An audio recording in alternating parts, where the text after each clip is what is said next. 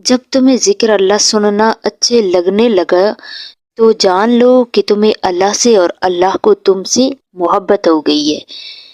जो शख्स बेबसी के वक़्त 5 बार या रब्बाना कहने के बाद अल्लाह पाक से जो भी दुआ मांगेगा तो अल्लाह पाक इसे अता करेगा। दरूद पाक इतनी तेजी से इंसान के गुनाहों को मिटा देता है कि इतनी तेजी से पानी भी आग को नहीं बुझाती।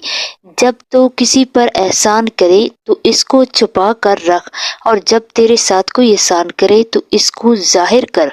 नामुमकिन भी मुमकिन हो जाता है जब कोई हाथ उठाकर अल्लाह से मांगता है।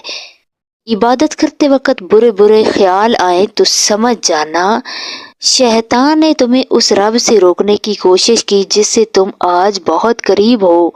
ये ख्यालात तुम्हारी इबादत की ताकत का सबूत है।